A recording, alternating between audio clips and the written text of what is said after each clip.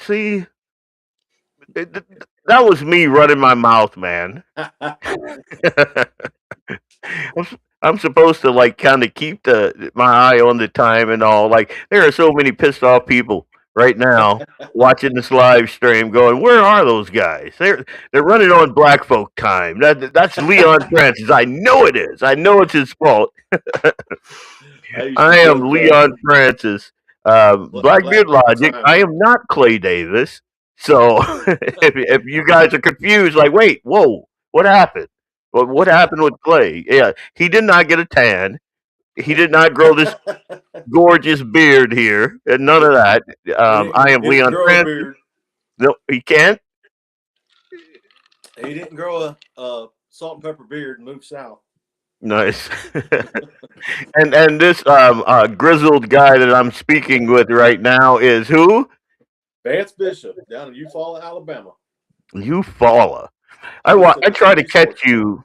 I try to catch you every Sunday, man. And even when I don't catch the live, I always right after church I put you back on, and because I always find it helpful. I love it. And I told you when we first met, and we met over the internet. That's a new way of meeting people now. Yeah. Let me know if my mic sounds good. I had to move my you're good. studio kind of upstairs, Yeah, so you're good. you're gonna hear my coonhound. You're gonna hear my 8-year-old. You're gonna hear my dad. He's sundowning right now. He's gonna come in here 100 times and be like, "Hey, what's going on in here?" And you think I'm Southern? Wait till he comes out, man. It's gonna be a good old time for everybody. But anyway, where was I going with that story? I don't know. It's oh yeah. So I catch your show. Every Sunday. I try to catch it before I go to church, but sometimes I don't. But it's a really good devotional. It's always inspirational. It's always helpful. So Vance is pretty quiet. Pretty Brian, quiet. Vance is hard to hear. Well, that's because I'm talking. That's all that is. How's that, guys? Am I any louder? I can talk loud. Give me a second. Yeah, I'm not the only coon ass on here, man. Come on now. I'm in North Dakota, but hey now. Okay, Brian, good to see you. JD, good to see you, brother. JD. Yeah. Eric, Justin. Eric. Yeah. I was in the store today in Fargo, and I ran into and this is a weird thing. Wait, nope, his volume is very low. Here, I'm gonna take 2 steps back, and you just kind of mic check yourself. All right. Leon is loud. Screw you, Brian. I don't know what's going on. Let me try something here.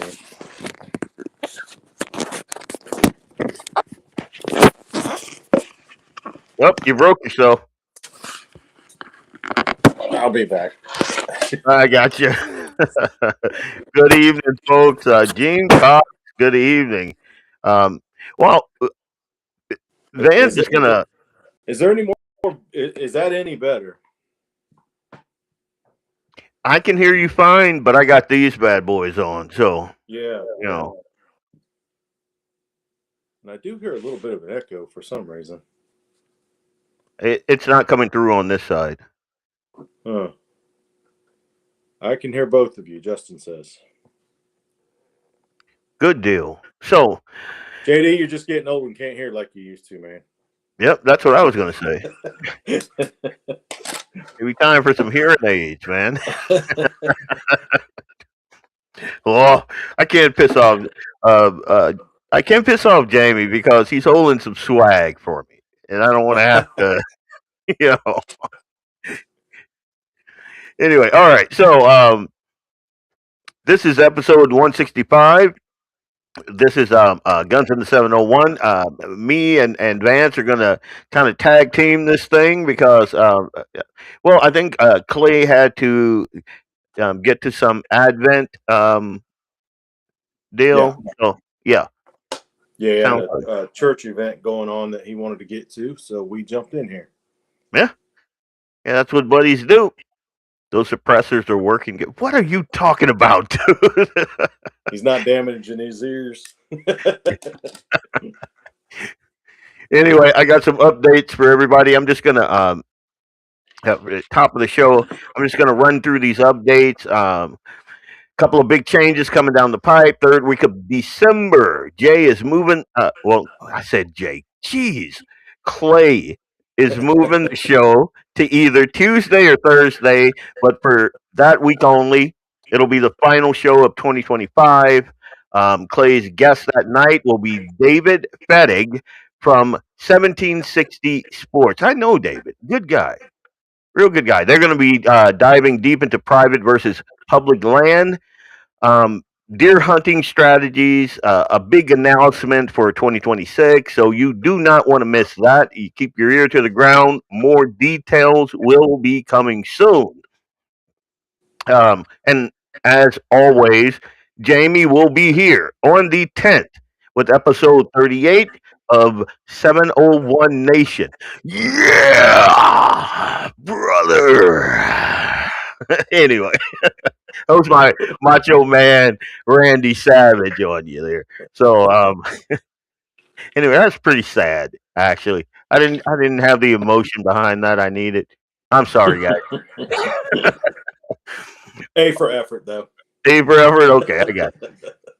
Also on Christmas Eve, Clay's firing up the stream for Christmas music. Y'all made it a crowd favorite last year, so it's back by popular demand. And then, Friday, it's me. Tune in to my show, Blackbeard Logic. I'm going straight for the jugular on this whole Minnesota grift. Hard hits, no punches pull, that sort of thing. You know how I roll.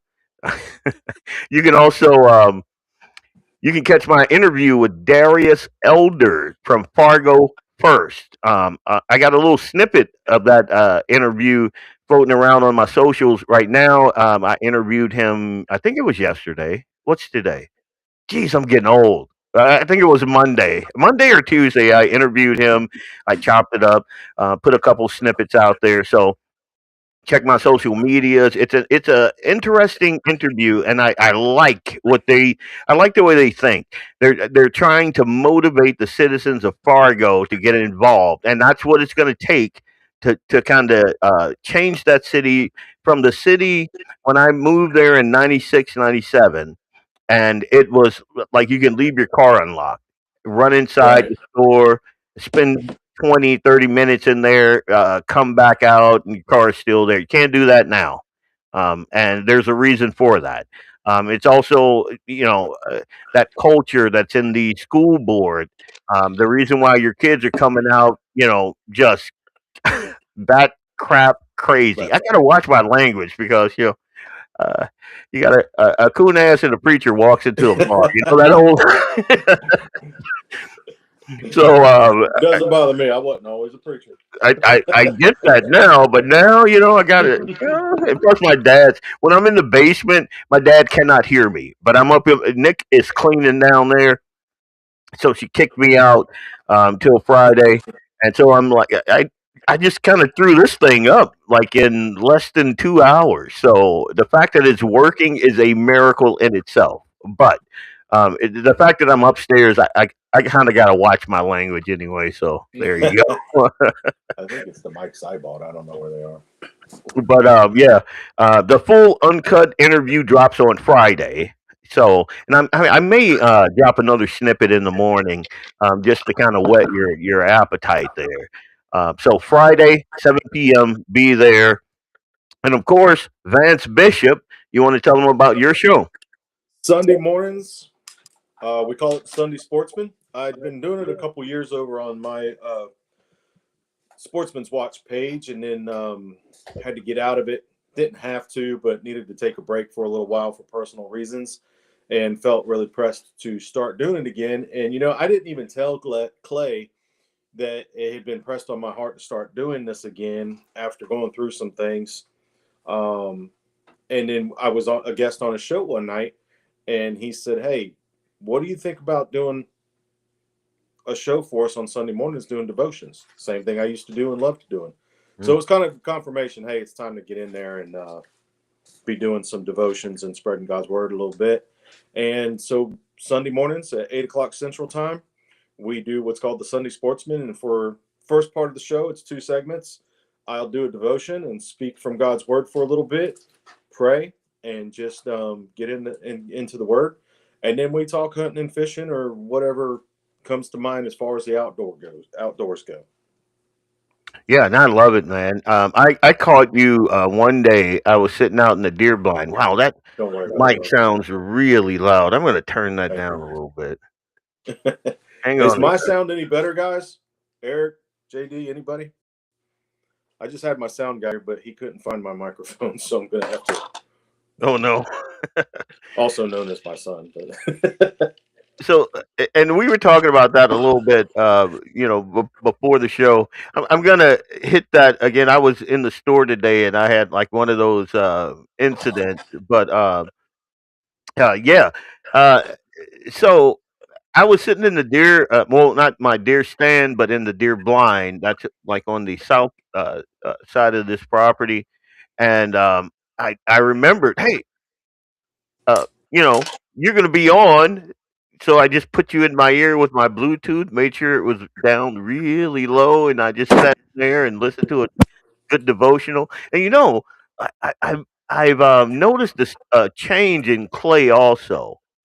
Like yeah, Clay has not always sent me morning devotionals, dude. I am right. stoked. Like I don't. That's something I don't like. Just kind of well, I do advertise it, but I don't send devotionals out to my friends or whatever. But I enjoy that. I love that. Yeah, If a guy sends me a devotional, I'm like, yeah, he cares about me.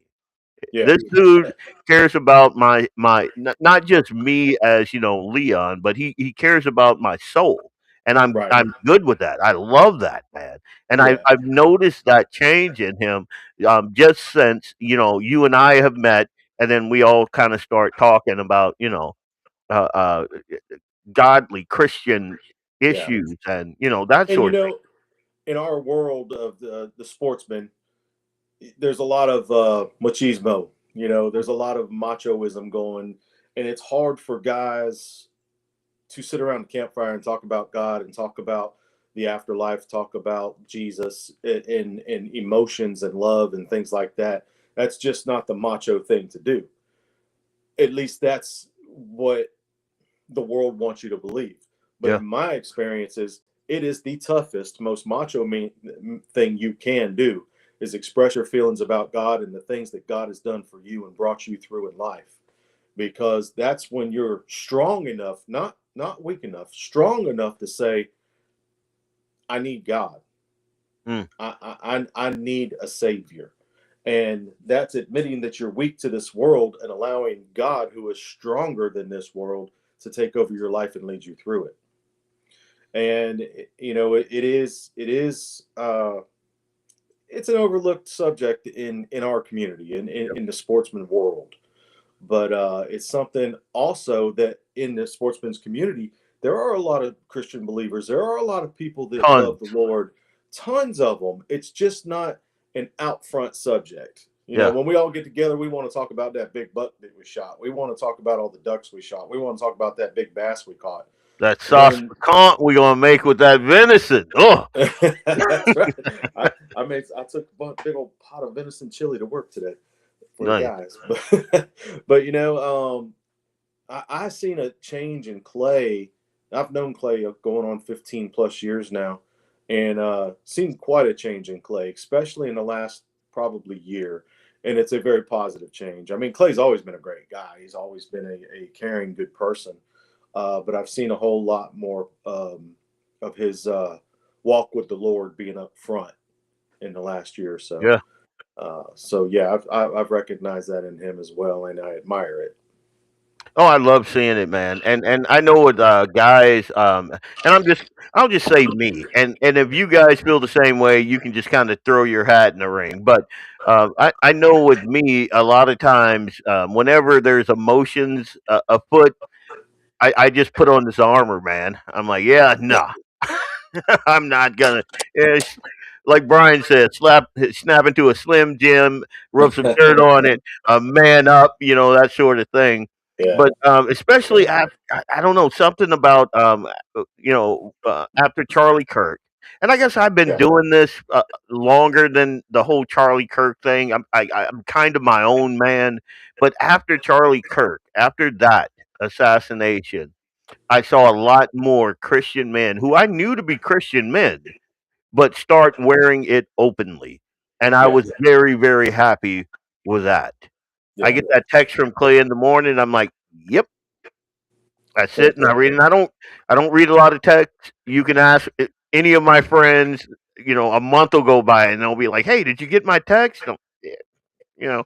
But every morning, I don't know. That guy's up early. I'm up early. I'm up at 5:30. And like I don't know, right around 6, 7 o'clock, ding, and I Yeah. open it up, and there Well, you let me go. tell you, that's a change in Clay too, because Clay Yeah, did not used to be a morning person. I'm yeah. a sometimes 3 o'clock in the morning, Oof. definitely 4 o'clock in the morning. I'm an early riser. Clay has never been until probably the last couple of years. Oh wow. But Clay liked to sleep in back in the day. Yeah, let's talk out of school, homie. No, I'm kidding. No. Um, but yeah, so we said we were going to kind of keep this light. We're going to talk about hunting. We're going to talk Yeah, about obviously. I wear my faith on my sleeves, and obviously Vance does too.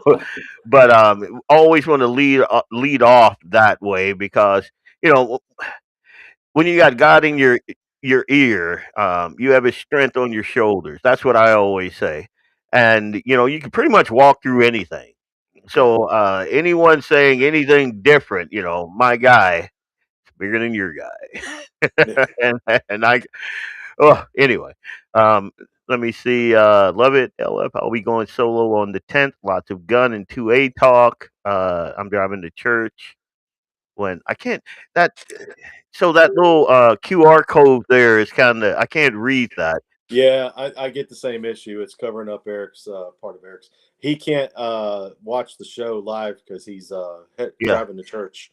Eric is another one who's a fine example of a strong Christian man who's a man's man, but not afraid to let people know about his love for Christ. He's another fine example of it. Okay. That's good to know. That's good to know. And again, I know some like the guys that I call my friends. They're the probably 80% of them are military or ex-military. Leo, like just the when you think about alpha males, that's these dudes. I am not one of those dudes, and I don't tell anybody that. But these dudes, and they're all to a man, all of them Christian. Yeah. And like you see them after they had some whiskey in them, you might not think that, but they are 100%. And sometimes all it takes is just like you said, sitting around the campfire and you just kind of bring it up. Bring up one of the things I love doing. I bring my son into it, like because I'm raising this kid. I'm Right. raising the next version of me, the 2.0. Like my dad in there, he's the 1.0. I'm the 2.0. I'm raising the 3.0. That's Eli, and how I'm raising him. And the second somebody like bring like we were around, we were where were we last weekend? God, I can't remember. Someone remarked about how Eli didn't have that ick factor, and when especially when it came to cleaning while game. And I'm like, why would he? And like, so we started talking about I think it was mallards we were breasting out. Yeah, it was mallards. And so that conversation there led into our worldview, and my worldview is a biblical worldview, and the way that I'm Exactly. raising my son, and that just led to a whole conversation, man. And I Right. love it. Like everything on there, click on the chat button. Both screens show. Hang on a sec. Yeah. I just text JD because I did what he said and it worked great. Thanks, JD. What? Thanks, Jamie. Click on the chat icon up on the top, and it'll put the comments on the side where you can see the whole thing. We're a couple techie guys here. Ah, there we go. That's funnier. So I was telling I was telling Vance earlier that like so what I do in case you guys don't know, thanks Jamie. Thank you, dude. Here you go. I was telling him earlier that I get approached a lot. I have an MCSE. I'm a engineer. I'm a network engineer. That's what I do. I build out networks, like your APs, your switches, your servers. I rack and stack. I do everything. Like if you go to the Fargo Airport, Hector Airport, and you go into their server room, that entire server room, I built that from the ground up. It was nothing there. I built that thing, and all the cable that's run, the fiber that's run, the racking and stacking, the cages that are in there, all of that. I have a plaque on the wall. That's what I do. But I am not a techie. Like I'm not. People mistake me for being like this techie nerd, and I'm not. Like you, I am more comfortable in a boom lift than I am in front of a keyboard. Like my father-in-law told me when I showed him the deer stand that I put up. This thing has got to be like 20 feet in the air, man. It's it's way up there. He's like, I know you're gonna wear a harness. I've never worn a harness in my life, and like I'm up in buildings. I'm walking on rafters, the whole thing, and like sometimes I have like younger guys come in and help me pull cable, and they have to strap in and put on all that gear, and I'm like, dude, like YOLO, you know? YOLO. Yeah, and I got a pretty hefty insurance policy. So if I fall, Nick and Eli, man, they're gonna be fine. They're gonna be just fine. So anyway, where was I going with that? The whole techie thing, yeah. JD, I don't want to talk about that, man. There might be a little illegality going. So I sent I sent a couple of folks pictures from my trail cam of this nice wall hanger, man. This buck. I'll throw it up on my social media. I've seen him like I don't know 5 times now. On the same trail cam, so I know where he's at. I went back there, and he's always with a bunch of does. Man, this dude is a baller buck, baller dude. and but I can't shoot him legally because he's always after sundown. Always. Wow. I can never get that dude to come out. I can't sit out there like all night because like I was telling you today, it's like in the negatives here, man. Yeah. You know, and if I got a couple of like little camp heaters I can put in my blind, but that he's gonna smell me then. I got Yeah. scent blocker. I don't know how to get this dude unless I do it. And then Jamie keeps asking me about it, and I don't want to make him an accessory to the fact, that Don't give out too much information. I don't want to be giving out too much information. I'll invite you over for some venison sauce pecan, and then we could talk about it. But So no, while we're on that, you're from Louisiana, right? yes, I am Catahoula Parish, born and raised. All right. I'm very familiar with Louisiana. The Plaquemines Parish I've been to quite a bit. Yep. I And got kinfolk there. Good friends in Houma, Louisiana. Yep. What was the biggest change hunting wise, sportsman wise, between moving south? Because I moved from South Florida. Well, I was in North Florida when I moved, but I grew up in South Florida hunting in the Everglades and things like that. And I moved to McIntosh, South Dakota, which is about 20 miles from Clay. Yep. And there was huge differences in the sportsman's culture for me to get used to. What was the hardest thing for you to get used to up there? For me, it was seeing these giant herds and these giant, because to me, a Southern boy, especially South Florida Southern boy, seeing an average mule deer up there was like seeing a monster. Yeah. Yeah, they grow because 'em big, man. Florida don't have giant deers, and a mule deer, an average mule deer, is big for some meat. Well, I'll tell you this, a couple of things. The environment, a lot different. Yeah, It the like versus the humidity. I used to like yeah, being out there in that humid weather. Like it didn't bother me back then. Me and my wife went back down there like after we got hitched and all that. I took her back down there. Man, I couldn't stand it. I could not stand that oppressive heat. I'm like, oh my god, how did I ever live like this? But that was one thing. Up here is a lot. And again, I've said this. I love it up here. My I do dad too. every day he's like, "When are we going back to Louisiana?" I'm like, "Why?" I don't get it. Um, Another thing, and I guess it's not even that big a deal. We have garfish in Louisiana. Up Oh yeah, here, they have the northern pike, and to yeah, me, they're about what and what. Like you see except for the fact that up here, I've noticed I've caught pretty big cat and walleye with pike around.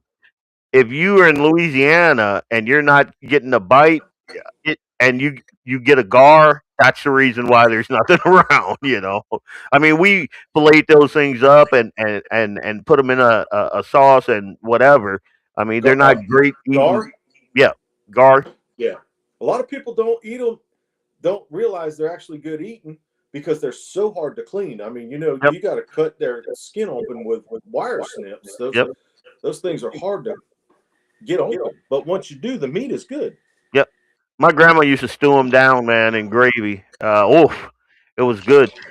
Once I figured out how to get all those Y bones out of a pike, that Yeah, was pretty good.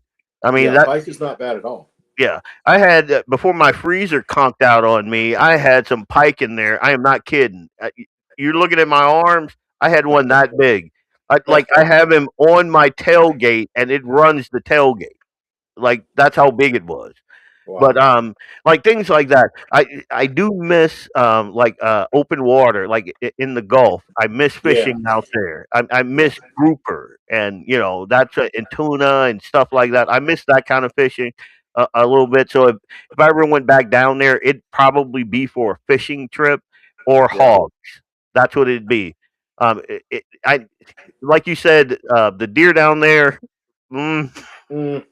you know, deer up here, oh my god, man! I Yeah. get this buck, oof, and we Now, use every part. Like I've seen people up here. Well, a couple of things. They'll they'll field dress their deer. Okay, a lot of meat left, a lot of meat, and then they take them to the processor, and I'm just like, oh, I don't know. If I'm in Louisiana, I know what I'm gonna get. I yeah, know that. But like up here, a big another big thing is everybody makes sausage. Like yeah. the I love majority that. the majority of your deer is sausage, and I'm like, no, dude. What about a sauce pecan? What about deer steaks? What about what's it called? God, I haven't been down there in so long, but you get the shank, you cut it in a couple of different places. The You short rib, boil it. What's that? the short rib. No, no, no, the shank. Oh, It's called Buko something. God, I forget, but it is so good, man. You tie it up with some string, and you just a couple of hours. osobuco. Usobuco, that's what it Yeah. is. Yeah, Mhm. that's exactly. Oh my God, I miss that so much. And people don't even know what that is up here, man. Yeah. The sausage is number one in the 701. Ah, your liver and onions, yes, sir.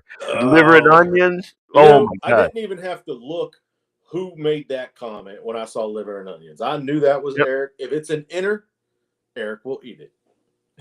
I tell you Heart, what. liver, onions, or heart, liver, kidney, he'll eat it. No, people are gonna freak out about this, and I know, like, if anybody's from the South, they're gonna freak out about this. I am not a gizzard guy. I, I'm I not just, either. I've never been a gizzard guy. I Nope. don't care how you cook it. I don't like the texture. I I am a don't either. liver guy, though, 100%, I can't stand hundred liver. percent. Can't stand liver. My mom, growing up, was a fantastic cook. She owned restaurants. She's just an amazing cook. She could make shoe leather taste good, but she could not make liver taste good to me. Yep. I'd come home and I'd smell that mess cooking, and I'd immediately call Granny. Granny, what you cooking for dinner tonight? Oh, I'm having fried chicken. Can I come over? Man, I could not stand it. I tell you, I think so. When I met my wife, her mom gave me the stink eye like forever, until I came over and she had cooked. I think she was trying to run me off, but she had cooked liver and onions, and yeah. And so I walked in the house and I just went full coon ass on her, man. I'm like, ooh, what is that smell? Oh my god! I put my napkin in there. I sat down. I'm, I'm like, give me more of that. And she looked at me and I'm like, yeah, I love it. To me, a lot of people when you're cleaning mallards or whatever, and you're you're still dressing them or whatever, and you're pulling out the insides. I like the smell. I'm that dude. I am that dude. It's that's I just had never could get into the innards. Now I tried me and I'm not remember if Eric was there or not, but we were out at Clay's cabin out at the lake, out at Shade Hill. There was a bunch of us down there, and some of our other Rax Adventure Team guys from Vermont met us over there because they were hunting elk in Colorado, and we all got together at Clay's Lake, and they brought some heart from the elk. And I don't remember. I think Eric might have been there because I feel like he's the one that cooked it. I don't remember who did it, but I tried elk heart, and it was not that bad. I mean, I didn't dislike it. The texture was funny to me. And to me, it all comes down to this. I got a nice, big, beautiful back strap of beautiful red meat or a heart. I'm taking that back strap all day, every day. well, the heart would be the appetizer. Like and again, like me and my dogs, we fight over liver. We, because I love it. I think it's all good. I've been trying to get the 8-year old. He's not there yet. I'm gonna get him there, but man, there is nothing better. And then when you get a heart and it's cooked right, and I haven't had venison heart in a very very long time. Now that I'm coming to thinking about it, and I'm thinking an elk would be good. I've had elk meat before, and I loved it. Oh, elk's phenomenal. Yeah. So yeah, um, I love shots, live venison live must be sliced thin and fried. I love that. Venison liver. Okay, steak. Gotcha. Hey, I I think he fell over. That bad boy right there tasted good. I bet. Oh, see, I'm working on that right now on the down low. Jamie keeps calling me out, but oh, Eric did that. Eric's a taxidermist too, nice. and he did that one. See, I got bare walls in here. I feel naked right now. Jamie sent me a video of his wall, and I'm just like, okay, wow, that's crazy. Now, see, JD and Eric, Jeez. the other Dakota guys that are on here now would laugh at that. They would have let that mule deer right there pass. To me, that was a big old boy. Yeah, you're a Southern boy. Yeah. Wow. Oh, and you say you miss hogs. Oh, look at that bad boy. I went over to Axe's house. Where we going? Yeah, I went over to Axe's house, and he's got this big old boar sitting on his wall, and I'm like, oh my god, yeah, that thing is sick. I got to get down. I got to get down there, man. Like I'm whiling away my active years here. I got like you look back behind here. I I don't even. I'm not gonna pan because I got nothing that you and Jamie have. Most it's of that came from the Dakotas. The only thing out there that did not come from the Dakotas was the hogs. There's 3 or 4 hogs out there. Some in here, and the one whitetail, the big whitetail, that was next to the one Eric did. I got that in Georgia last year, but all those from the Dakotas. wow. Yeah, and see, a lot of times, and I'm just going to throw this out here, and we don't have to spend a ton of time on it, but a lot of folks think of when they think of Christian men, they think of pastel colors and a sweater tied jauntily around your neck, and this and nah. I'm I'm talking about like me and Eli were out there today, and I'm looking at my what's it called? I call it a deer hanger. But Gamble. gimbal, yeah, that's and it's all bent to crap, and I'm like, yeah, we're gonna have to get a new one of those. And I'm watching my son walk around. I'm watching him like when we were field dressing those mallards and things like that. Like that's what when I think of a Christian man, that's what I think of. I don't think of anything soft. I think about a guy out there field stripping his AR. You know, Yeah. I think of a firing pin or a cotter pin or a retaining pin popping out. Like I don't know, uh, you're running drills.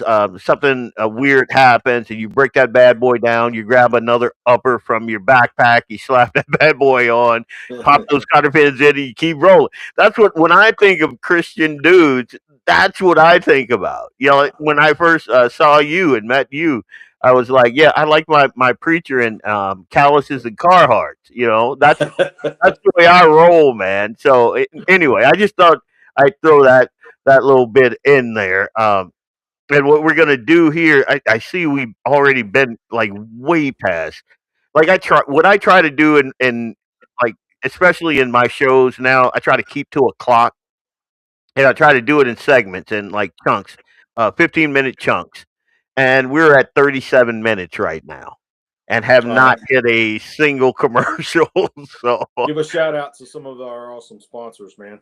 100%. So what I'm going to do right now is I'm going to run one of our, and granted, you guys got to bear with me. I'm in like Clay's space and Jamie's space, so there's all kind of weird stuff in here. There's like midgets with Velcro. No, I'm kidding. I'm kidding. Hang on, I'm gonna hit this. Nope, network revise sponsor, and JD, you or Clay, we're gonna have to talk about this. I think I've been running the wrong sponsor ads, and I do not want to do that. But I'm gonna run this one now.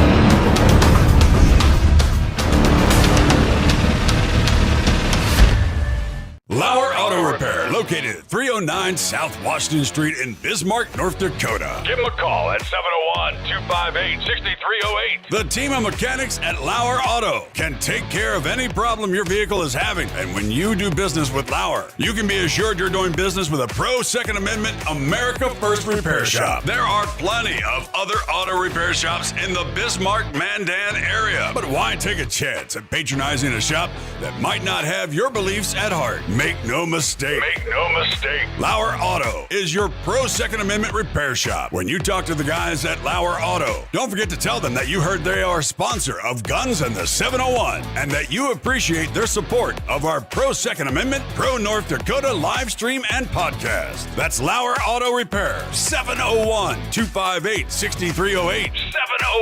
701-258-6308. Located 309 South Washington Street in Bismarck, North Dakota. When you want it done right, Go where lemons go. Kalon's Auto Service, owned and operated by Kalon and Misty Foss, lifelong locals with over 25 years experience. From modern rides to classic restorations, they can handle it all. Top quality work, fair price, and honest hometown values. Located just one block south of Highway 12 on 6th Avenue West in Lemmon, Kalon's Auto Service, serving you with all your auto repair needs.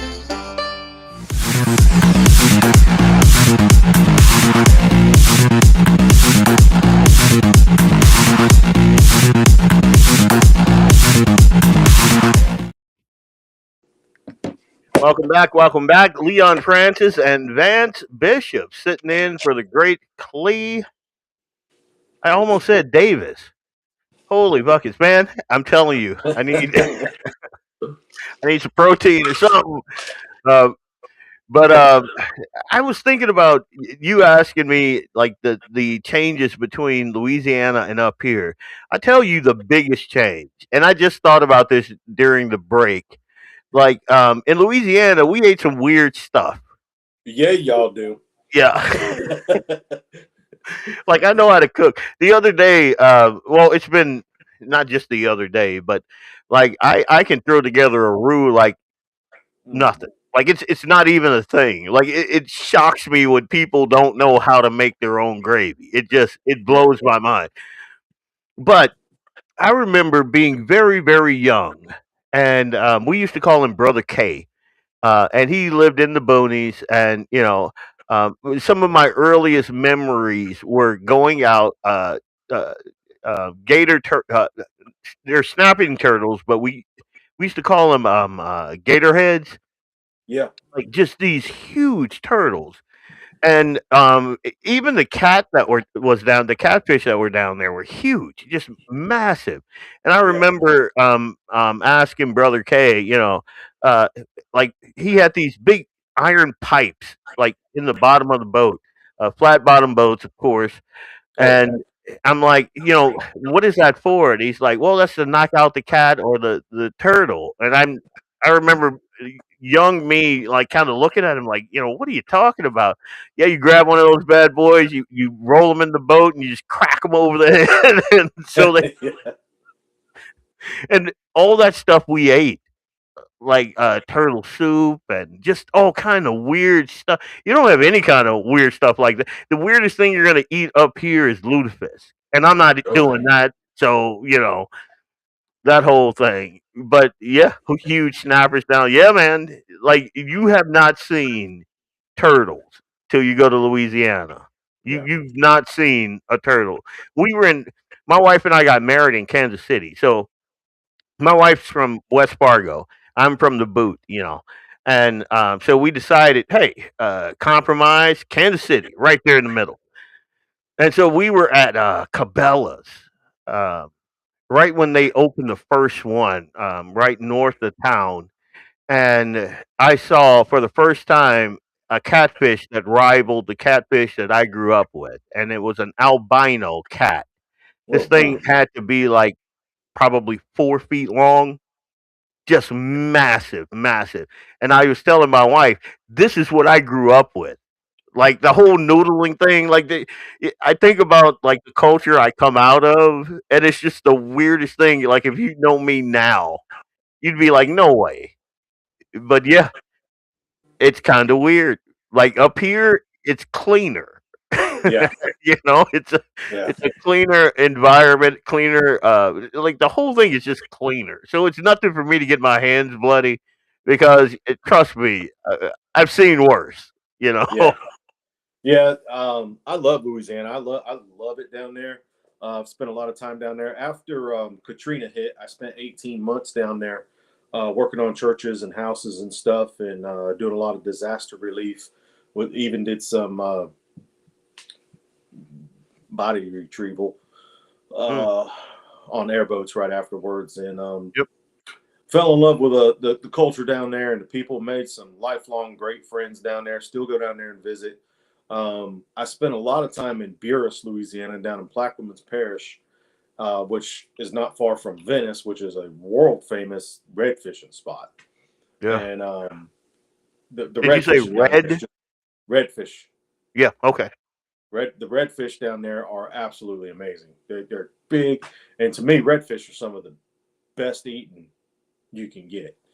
But we were down in Buras, Louisiana, working at a church, and my dad helped put together. We had 125 people come from all over the United States to come down to Buras, Louisiana, and work on this church and surrounding houses in the community. And it's a very small community. And the pastor there, Pastor Max, kept saying, "What can we do for you?" And my dad kept saying, "No, we're here for you. We're here to bless your community. We want to rebuild. We want to help." He said, "Just let us do something." Finally, my dad said, "All right, listen, I want an authentic, home-cooked Cajun meal." Dad said, "I don't want no Popeye's chicken. I want some Cajun Which ain't meal." bad. Popeye's And, chicken ain't bad. and it's better in Louisiana because they keep the original Yep. recipe in the state of Louisiana. A lot of people don't know that. Yep. But Miss Rhonda, born and raised Cajun, talks all kind of funny like. Yep. She said, "Mr. Cliff, I got you." Well, their son, Max Jr., is a guide down in Venice, Louisiana. And he does what's called a casting blast. He'll take you fishing in the morning and duck hunting in the evening. Cool. And that night, they put on the biggest crawfish boil, gumbo, jambalaya. Man, if it was in that bowl, if it was in these big old cauldrons they were cooking everything in, it was in the swamps, in the Gulf, or in the air that morning. Everything was fresh. It was absolutely amazing. I love Cajun food just about more than anything. Now, it's some of the most unhealthy stuff you can eat. 100%. Which is probably why it's some of the best tasting.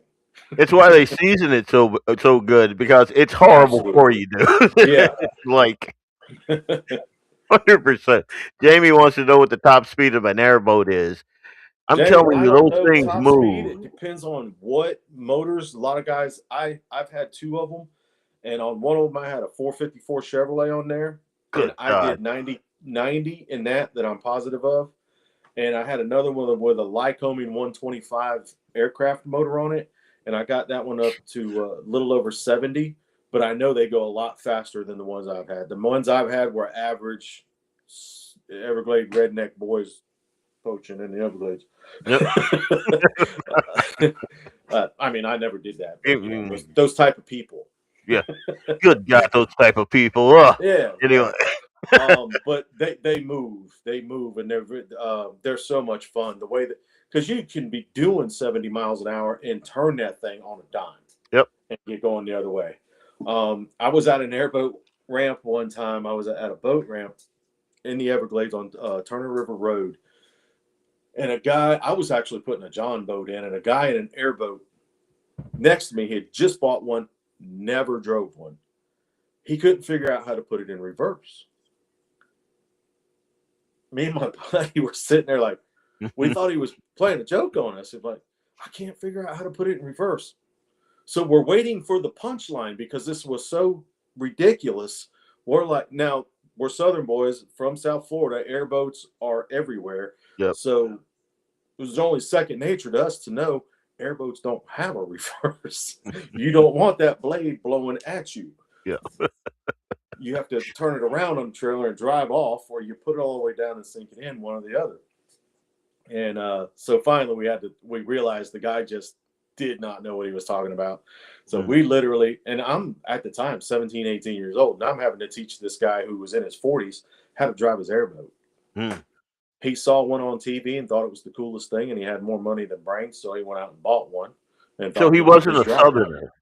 No. Okay. Matter of fact, I think he was from Washington, D.C. Oh, okay. I'm pretty sure it was from Washington, D.C. the guy was from. Wow. So that explains a lot. Yeah. Yeah. I don't know. I probably haven't been on an airboat anywhere near as many times as you have, but I know they're fun. I know that. Oh, yeah. And I know you want to hang on. Oh, yeah. Because like you said, They're a lot of not fun. it's not like taking your boat out on the lake or in a river or whatever. Yeah. Those things scoot. They Yeah, scoot. they do. The maneuverability is what makes them real fun too, because like I said, they turn so sharp, and you feel like you're just gliding across the top of the water. Most because you are. Yeah. But they're a lot of fun. We've got a good friend, Clay and I, Chris, down in Florida. He's got about 1,200 acres down there, and most of it is a watery marsh. And he does a lot of duck hunting guides down there and hog hunting and stuff like that. And we've been down there. I've been down there 10 times, 12 times, 10 times with the Rack Adventure team and 4 or 5 times on my own. and we will chase the hogs down with the airboat and shoot them. See, And that's there's what I such a want to do. problem. There's such a problem down there because you got watermelon farmers all over the place, and peanut farmers and people that just, their livelihoods all over the place, and hogs are tearing up the ground. So you got to eradicate them. Yep. We've literally run hogs over with the airboat. Just hauling butt through the swamps, and a bunch of them will jump out in front of us, and you run them over with the airboat and just start shooting them. So, and where you are, is it more by or well, I don't know. I don't know if I'd want to eat a hog that's running through the by. Oh, no, we don't eat a whole lot of them, honestly. Yeah. If we shoot a boar hog and it's a bar hog, if it's been cut, we will eat that for sure because that's good eating. Yep. But if it's a big old boar hog that ain't been cut, that's gator food. Yep. We'll cut the guts. We'll open the stomach up and throw it in the gator pond and let the gators have it. Small sows, we'll marinate those and put them on the spit or put them in the smoker or something. We'll eat the small sows. But the bigger, nasty, if they stink, they're going to the alligators. Yeah. and it's kind of weird to hear me say that because I love gator meat, man. But there's something about, like, obviously I'm a black guy, so I love pork. But there is some pork I'm not touching, and like that thing that Axe has hanging on his wall, man, I'd eat that thing all day. JD want to know, what do you mean by cut? Castrated. A lot of times guys will cut them and set them back loose. If they've been castrated, that is good eating when they grow up. Yeah, just wrap a couple rubber bands around those testicles and be done with the whole thing. Hang on, I haven't had a pig in over 2 years. Man, what are you doing? What are you doing wrong? And that's another thing I love about being up here where I am. Like my neighbor 2 miles down has cows, so I have half a cow. My neighbor, 4 miles that way, they raise hogs, so I have a hog. I'm next year I'm going to have 4 lambs. So look, this part of the country, I'm telling you, like, my dad just can't see this. He can't see the forest for the trees, man. He every day, every single day. I'm shocked that he hasn't been out here 100 times asking me, "Hey, when are we going back to Louisiana?" But I love it up here. I want to go down there and visit. But unless I like won that lottery and I could buy me a huge antebellum house down there, and I'd be the blackest redneck you ever saw down there. But outside of that, I love it here. I did love it up there too. It's really a different culture. Up there, it feels a lot more free. Yep. Laid back, easy going. I mean, the town I lived in up there in McIntosh, I could drive up to the only gas station within miles. I don't know about more free. Yeah, you're pretty free in Louisiana. Like I just mean, what I mean by that is the open feeling. I mean, you don't see trees for miles. It's just you see so far away. Yeah. And it's so unpopulated in comparison to any state in the South. 100%. So it was, and I mean, it really takes you back in time. I could pull up to the gas station, fill up my pickup, because up there you got to call them pickups. Yep. I call them trucks down here. I fill up my pickup, wave to Gwen in the window. She'd write my name down in the book, and I'd drive off. And I'd go back at the first month and pay my gas bill. You can't do that down here. Well, yeah, I guess that is. I don't know. I guess when I was in the South, that was still a thing. So I don't know what it is now. Like, and I've always been in small towns like Jonesville, Louisiana, Faraday, Louisiana, Natchitoches.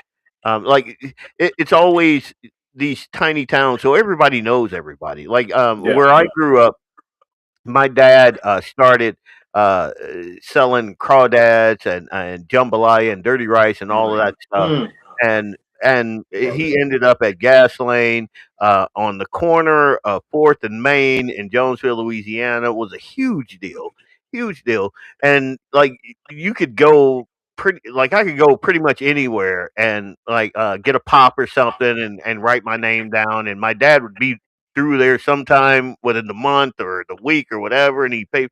I mean, so I I I understand that. I haven't seen a lot of that up here, I guess. I do love, and I didn't realize this until you said it. I love the fact that I could sit out at my fire pit. Like me and my son, we built this massive fire pit out there. We're pretty proud of it. Pretty proud. And we could kind of sit out there and see the northern lights. Yeah. You know, and you Yeah. can sit and just look. Like I can see my son gets in that little hot rod that I had a friend of ours make, and I could just watch him go for miles, and I could see Yeah. him. And he has his little radio with him, and the communication is tight all the way down. Don't have to worry about it. In Louisiana, nah. Yeah. You're not getting any of that, man. You're looking. Your kid will be lost for a month in the swamp, man. As a matter of fact, some of the worst, and a lot of you guys are going to bristle at this, but it is what it is. Some of the worst beatings I've received in my life were me and my brother. And if he's listening right now, he can back me up on this. Me and my brother playing Huck Finn down in the Bay. We used to call it the Big Ditch Bay. Down there, catching alligators, baby alligators, getting now and laters, putting it in their mouths, so they would like, and they couldn't, and we just laugh, and we made bow and arrows and all. Man, some of the best years of my life were spent doing that kind of stuff. Yeah. That kind of stuff, man. So it's It's a different life, different culture going from where y'all are to down here. But I did love it. Like you said, it's just a different world up there, and the people were also nice. It took some getting used to, like mannerisms are different. 100%. The kids I met up there, they were super polite, nice kids. The farm kids, ranch kids, they were super nice. But you didn't hear yes, ma'am, please, thank you. The mannerisms were different. Now, again, super nice kids, and when mom and dad spoke, they jumped. They did what they were told. Nice kids, just different mannerisms. And same with adults. You don't get that in the city though. Like if you go to, like where I went to Fargo, I was shocked. I was shocked at the way people talk to their parents. But that's in the city. Now, out where I am now, it's more. It's a lot closer to the way I was brought up. So my son isn't weird when he says yes, ma'am. Out here Yeah. in Fargo, it was like, wait, what? you know, like the first time I heard a person like curse out their mother, I was like, whoa. Yeah. Like I couldn't believe it. It shocked the senses, man. Yeah. But yeah, out here, it's none of that. I again, one of the reasons I love it out here, and I love the friends that I've met out here, is because I see a lot of what I believe to be a Southern culture in the Dakotas, Yeah. and so I feel at home here. And I I didn't did feel too. it. I agree with that. I felt very at home, especially when I met Clay and got to know some like-minded people. It felt very comfortable. I could go over Clay's and sit down and have dinner whether I was invited or not. You could just become like family. Yep. And Grab a plate. yeah. And if I wanted to go hunt at Clay, shoot some pheasant or something, come on. Yep. It was just a very family atmosphere. It was all I loved it up there. I really, really did. Overdue for a visit. Really want to get back up there and visit everybody. But the big hunting differences. Now, when I moved up there and I got to meet Clay, got to meet Corey and Waylon and a bunch of the guys up there, they kept asking me questions about hog hunting because I had done a lot of it growing up in the Everglades.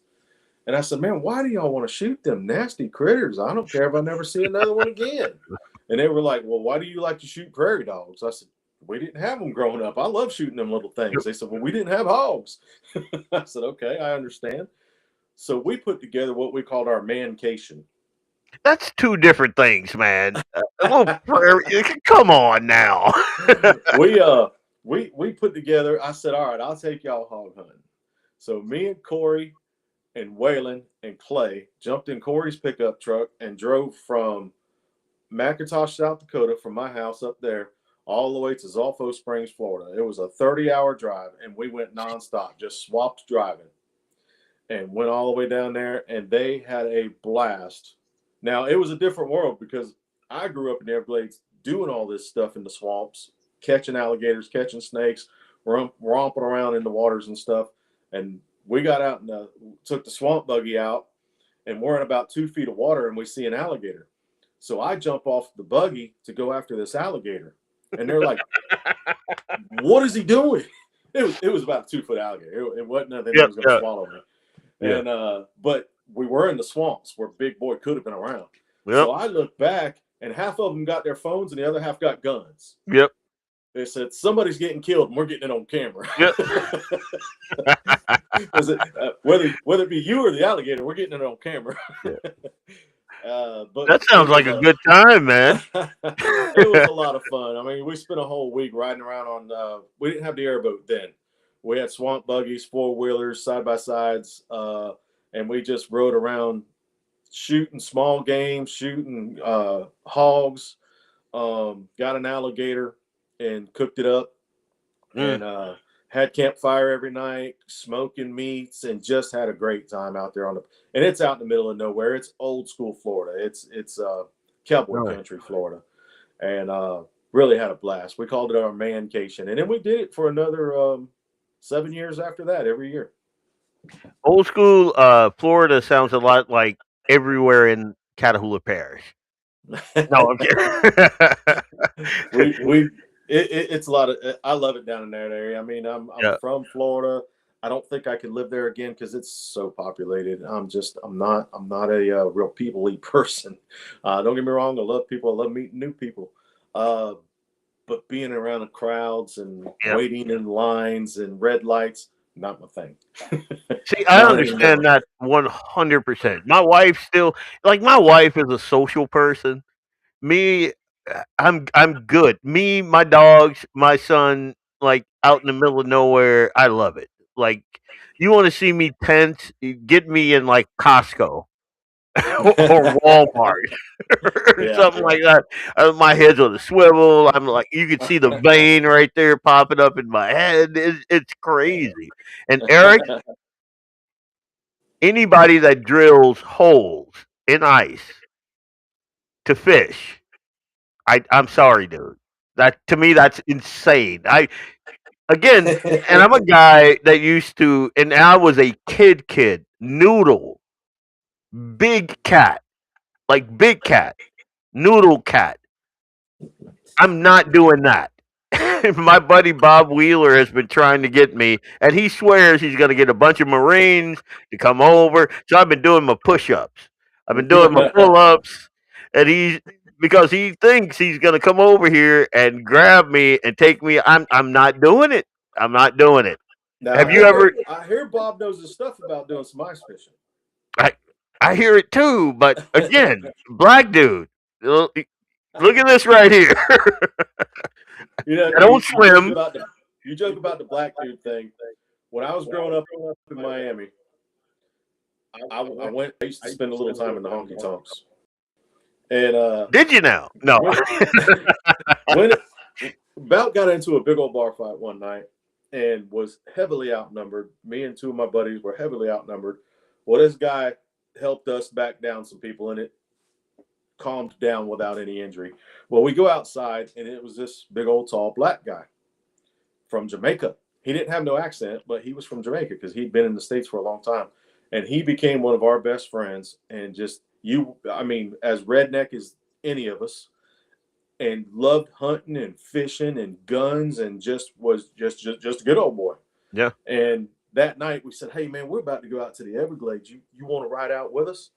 And he Oh, put hell a big no. old wad of Copenhagen in his mouth. He goes, "The only black guy in this bar, and you boys want to take me to the Everglades? Nope. And I just met you." He says, "I'm going to pass tonight, but thanks for the invite, fellas." But he did become one of our best friends and spent a lot of time in the Everglades with us after that. Yeah, I know, and I don't know. I tell people I don't know how to swim because I'm deathly afraid of open water. I just am. I can swim, not well, and just me on the ice with a hole in it, with a heater. Just to me, that just sounds like, oh my god, no, dude. I'm Yeah, a risk averse dude. I take I have. pains I to went avoid.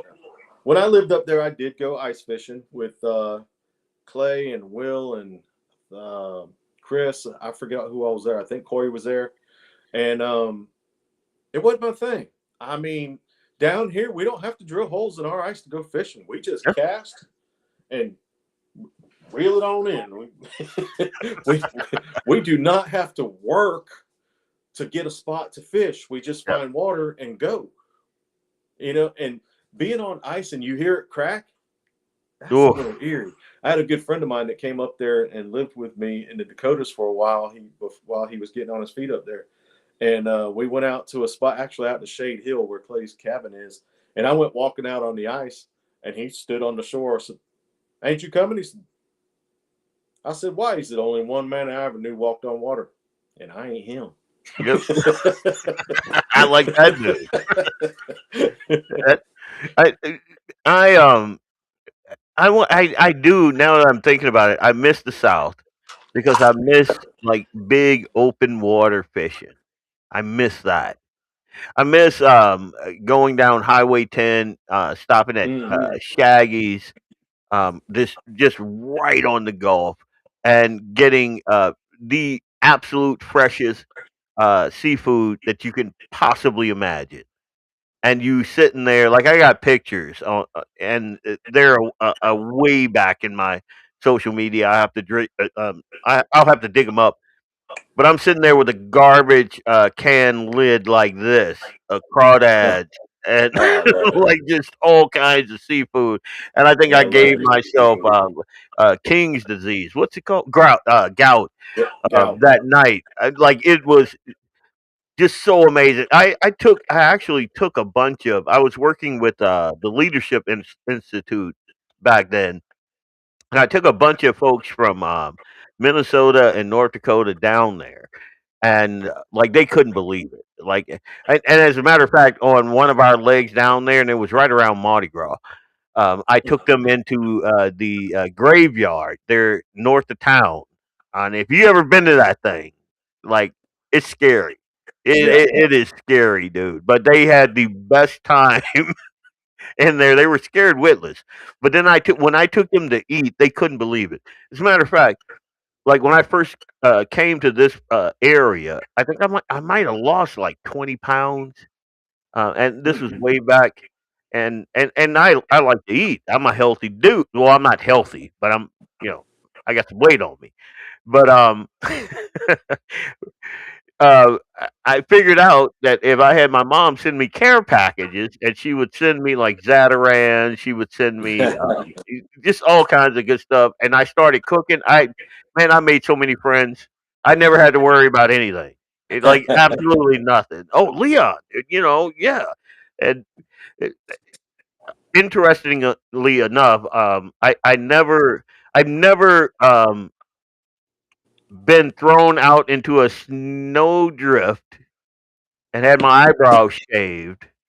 Yeah, no, until I got here. And that's when I knew, yeah, these guys like me. They like me a little bit.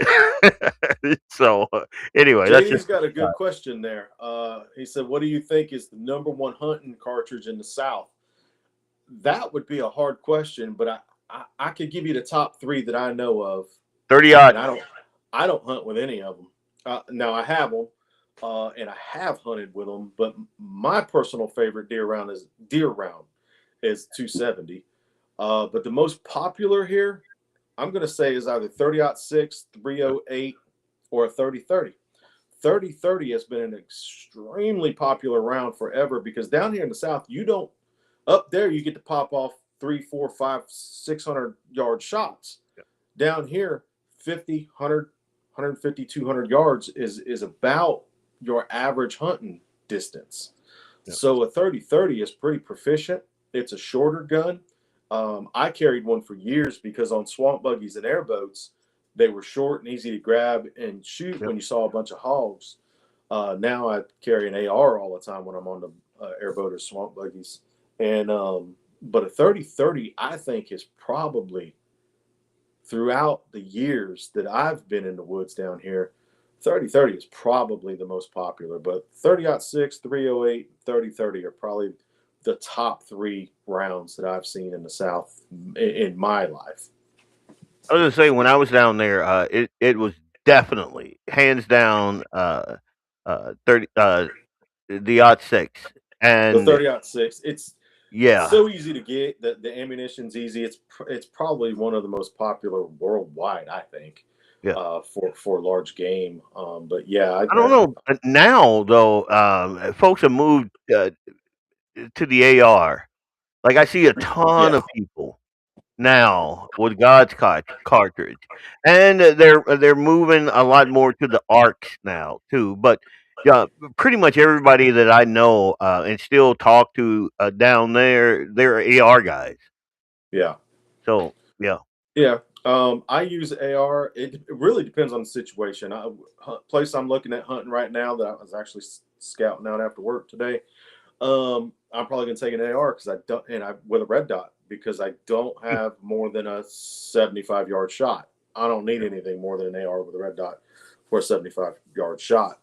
So it really depends on my situation. Now down here, in some hunt clubs that are set up with food plots and stuff, you can stretch out 200-300 yards, and you obviously you're going to want a decent rifled scope. But rifle scope. Words are hard. words. But yeah, it really depends on the situation. But I think those are probably the top 3 rounds that I've always seen is the 30-06. 30-06 is probably I would say it would between the 30-06 and the 30-30 would be a toss up of which one's used the most. I got a quick question for you. Mm-hmm. Like, I've been, my wife has asked me, what I want for Christmas, which is always great. I'm torn between a chest rig and either a thermal. The chest rig because axe, and if you're listening, you know, I saw him with one, and I just thought it was the coolest thing, man. It's not that I need it, but I just think it's the coolest thing when you're in the field, just to have that bad boy right there. And my a favorite firearm is my Canic, and I know I'm gonna have folks like, oh, it's a knockoff Glock or whatever. Screw you guys. I love the Canic, and I got the TP9, so it's awesome. Yeah. 19 in the magazine, 1 in the chamber. I'm good to go. But um, she asked me about because I want to do the whole coyote hunting and that sort of thing. So thermal versus the IR, and the thermal versus the night vision. And I was kind of, when she asked me that, I was kind of torn. I'm like, huh. What do you like? And you guys drop it in the comments because I just thought about it. I don't know. Someone said coyote here in the boom country with the coyote hunt. Uh, which I've one? used both. I've used both, thermal and night vision. Yeah. I gotta say, the thermal is extremely fun. It's like shooting cartoons in your scope. It was a lot more fun. The night vision is interesting as well. As a matter of fact, I've shot coyotes, a couple of coyotes in Florida, with night vision and numerous hogs. But I just felt like the thermal was a lot more fun, and I don't know. To me, maybe it was the night vision I was using because I've only used one. Only got to use it one time. And what is it? It wasn't real clear. I had a lot of blurriness in it, so it might have been the quality of the setup that I was using. But I enjoyed the thermal much more. See, I was thinking, like, out where I am, there's not a lot of ambient light. And I thought, I picked this thing apart in my head because I want to get the absolute best thing that I'm going to actually use. And I was thinking it's got to be the thermal. And if I was in Louisiana, 100% thermal, Yep. because night vision isn't going to help me a whole lot in the swamp. It's just Right. not. But out here where I can see, you know, just as far as the eye can see, I don't know. I think that thermal would be a lot more practical because, again, not a lot of ambient light. Even though we do have a lot of clear night sky, like the moon right now is huge, so I can see that being an advantage. Yeah. I'm leaning towards the thermal. Yeah. If I had a choice, that'd be. I mean, I'm the type of guy that says, why not both? But I'm a baller on the budget. You may not have heard my moniker. I do not have a lot of money, dude.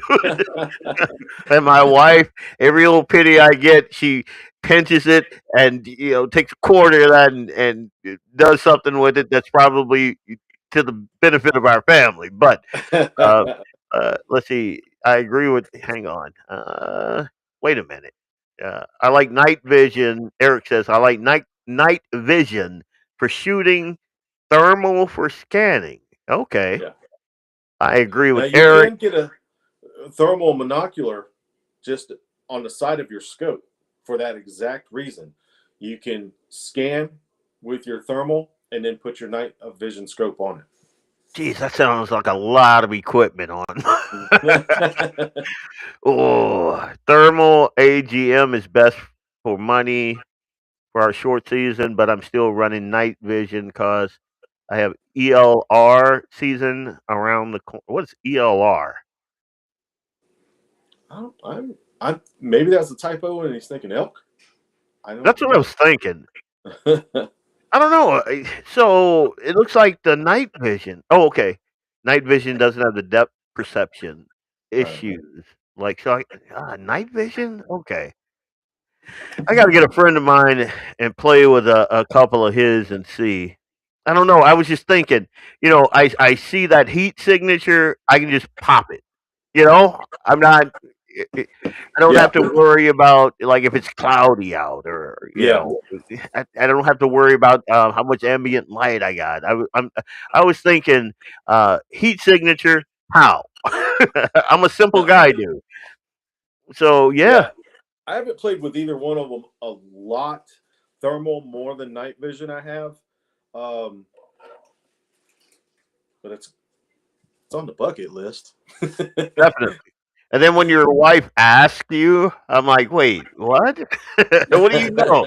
You see, did my what's it called? My when they do that workup on you, did they come back and I'm not going to be here in a couple of years. And no. But anyway, so we've been about an hour 18. I'm going to hit another sponsor before they kick us off here. Give me a second again.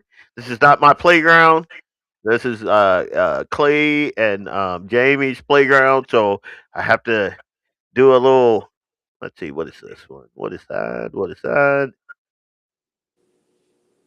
I can't remember which one I did now.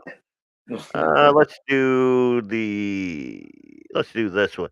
Leon Francis, Blackbeard Logic, Vance Bishop. Sunday So Sportsman. you got the preacher and the coon ass. Will be. Let me stop. We'll be back right after this break.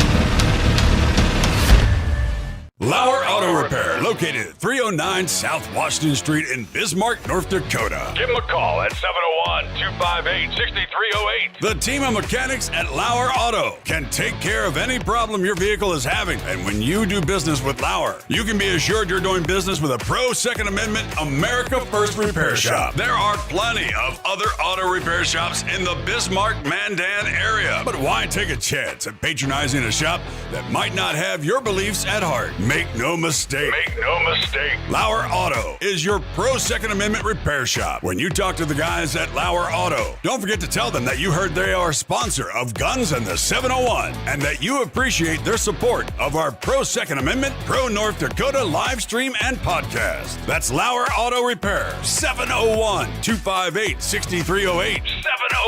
701-258-6308. Located 309 South Washington Street in Bismarck, North Dakota.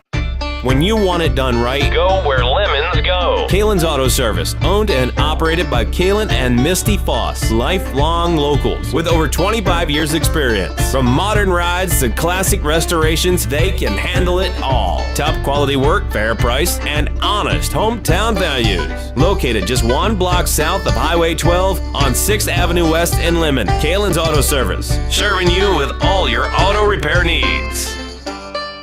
For the best gun gear for every and any situation, Little Angry Man Arms LLC has you covered. Top-notch guns from top-name brands like Winchester, Glock, Sig Sauer, and Ruger to essential extras from Magpul, Streamlight, Hollow, Sun Optics, and more. Little Angry Man Arms LLC have everything to make your shooting adventures a success. Visit littleangrymanarms.com today and gear up for your next big hunt, competition, or home defense. Don't miss out on our exclusive deals. Little Angry Man Arms LLC, based in Trail City, South Dakota, your ultimate hunting partner.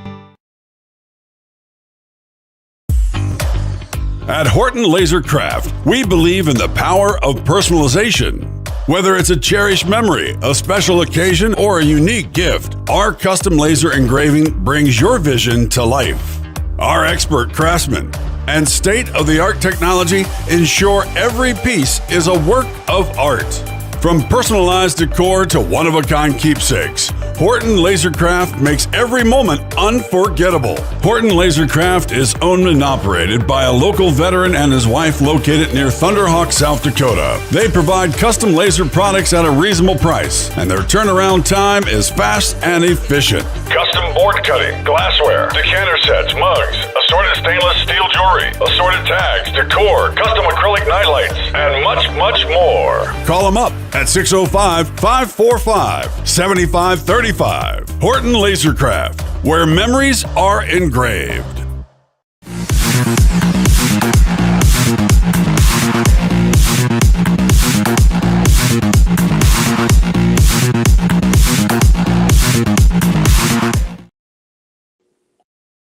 four voices, one network. Guns in the 701. Guns in the 701. Straight talk and American grit. 701 Nation. Your community, your country, your say. Blackbeard Logic. Friday nights, sharp minds, sharper debate. And Sunday Sportsman Devotion with Vance Bishop. Faith for the field and stream. Sunday, 7 a.m. Mountain, 8 a.m. Central. Powered by LAUER Auto Repair and Kalon's Auto Service. Additional support from Horton's LaserCraft, /H Ranch, and Little Angry Man Firearms LLC. I'm just reading through the comments here. That's weird. I don't know. I am right now. I'm leaning toward the thermal. I'm just picturing it, man. And again, I'm going to play with a couple, but I'm leaning toward the thermal. I just think that practically, I think it's going to work better for me. Yeah. Unless someone tells me different, unless I go out to Bismarck and someone just shows me something amazing. I don't know. I think it's going to be the thermal. But anyway, I'm Leon Francis. host of Blackbeard Logic, all kinds of crazy conspiracy theories. I'm that weird dude. I used to tell people that I'm the personification of a Skittle. Like you never know what you're gonna get. I'm just a walking, talking contradiction. Like what you think you know, what you think you see when you look at me is not it. So there you go. And, obviously, we have Vance Bishop, who is he's keeping everybody on the even kill. I don't think I've dropped a single profane word. Have I? Or is the drink getting to me? Yeah. Like if this was me and Jamie, oh my God, we'd be banned by now. So, but anyway, so I think I'm leaning towards the thermal. I am. Um, I think we've already established that I love the South, but I'm not going to live there now. I do want to take Eli down there. I want to wrestle gators. I want him to see like huge snappers and like he already picks up snakes. Like when we moved out to Enderlin proper was the first time he actually saw a actual snake, and I think he was I don't know 5, 6 or something. And uh, anytime you see a snake, it's always weird or whatever. Until I picked it up, whipped it around, bashed his brains. It was a garter snake anyway. And now, like And big mean garter snakes. yeah, big mean garter. But I showed him like they're nothing, and I showed him how like so even if it was a poisonous snake, he would know how to handle it. So Yeah. I like that aspect of being up here because if we're in Louisiana and you get hold of a cottonmouth or a black mamba, oof, oof, you know. And, Yeah, you get to and blend in again, Louisiana swamps. Everything oof, wants to sting you, bite you, or eat you. yep, 100%.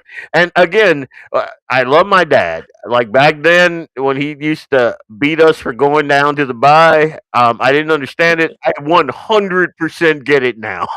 you know. We could have been dead a hundred Yeah, times down there, man. yeah. So, you know, him telling us, hey, don't do this, and then adding a little pain to it to make it stick, I get it. I 100% get it. Up here, you don't have to really do that because, there's not a ton of things up here that'll kill you, except for the yotes. And if they ever come in my yard, it's going to be a happy day for me, not for them. Anyway, I talk too much, man. Eric says you don't have poisonous snakes up there. You don't have rattlesnakes there? I've never seen them. I never saw As a one matter up of there. fact, I think that Jamie and Doug had one out. I'm remembering a reel or something where they were shooting a rattlesnake. I'm pretty sure there's rattlers up there, but I don't think they're as common as what they are down here. Yeah, everywhere you look down there. I had a German Shepherd when I was a kid. Oddly enough, we called her Tiny because she was like the runt of the litter, but that thing grew, man. She was a beast. And then one night, we heard her yelp. Next morning, nope. So yeah, kind of sucked. Black Mamba in Louisiana. I thought Kobe was from Philly. Dude, come on, come on. Yeah, I forgot Louisiana about that. black snake, homie. Eric is a big snake guy. Seriously. Yeah, he likes them things. Now, I'm not the type of guy that's afraid of a snake because growing up around Everglades and being out there all the time, you see plenty of them. Yep. But I'm also not one like Eric that's, wants to cuddle up with one. I like red pythons, ball pythons. I have pictures of my kids. I had and get, I'm a weird dude, so I always attract like weird dudes. Yeah, as friends. So I had a friend that had all manner of reptiles, and he had he had this red ball python that, good God, must have been 6 feet long, about that big around. Like I have, and I have him draped over my kids like that. snake. So I'm not afraid of them. I'm always giving them the stink eye though, because they are serpents. That's what. Yeah. And speaking of serpents, down there where you are, the invasive species is that stupid iguana. You ever go out hunting those things? I'm in Eufaula, Alabama now, but I Oh, grew right. up down there, and we saw iguanas in Florida when I was growing up, but now they are everywhere. They're all over the place, and they get huge. They get mistaken for alligators sometime if you don't know what you're looking at. I never did hunt them. I wouldn't mind going down there and popping some off just to say I did. And I see people eating them and stuff. Now I'll try anything. I'll try anything once. There ain't enough meat on there, man. I just can't help but think that'd be like, I don't squirrel hunt because you don't get a lot out of them daggum squirrels. Yeah. And I feel like the same thing would be with an iguana. You're just not going to get much meat. And I don't know if I could get past the look of them stinking things. But then again, a lot of people say that about alligator, and alligator is some of the finest meat I've ever had. The frog legs. I love frog legs. Frog legs are great. Oh, I love some frog. Clay loves him some frog legs. Really? Oh yeah, Clay likes him some frog legs. Wow, that's odd. And again, you guys, you're thinking of frogs in North Dakota terms. I'm talking about Louisiana bullfrogs. I'm talking about they look like little babies you're holding up like an infant. They are. You don't grab the leg, you grab the leg. Yeah. It's good eating. Oh my God. The more I talk, the more homesick I get now. I'm thinking about it. Catfish. Ooh. Chunked and fried, deep fried, and some cornmeal with hot rice plus, and some Zatarans or Tony Sachere thrown in. Oh my God. Let's go to commercial. No. Here in Alabama, we have catfish. I'm at Lake Eufaula, and we have some good catfish. But big thing here is crappie, which to us Florida people is speck. Yep. And that is some fine eating, and there is a lot of them here. I love some speck fishing, and just good clean meat. And bass fishing. It's the self-proclaimed bass capital of the world. But being a Florida boy that grew up in the Everglades and going up to Lake Okeechobee all the time, you know that it's Louisiana. That's what you're trying to say. Well, technically, the largest bass on record was caught in Georgia. Let's move on. No. I don't know. I do know that growing up, I was always taught that Louisiana was sportsman's paradise. Oh, if you wanted to hunt and fish and fishing, I give it that 100%.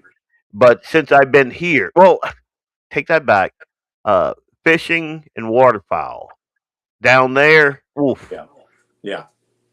The duck hunting is And up here, I didn't even. I gotta say, Louisiana is a sportsman's paradise. I mean, it's got great fishing. It's got great hunting, especially if you like hunting hogs and ducks. It really is, and it's got for people that just outdoor that like the kayak. Kayak. You're reading the comments, man.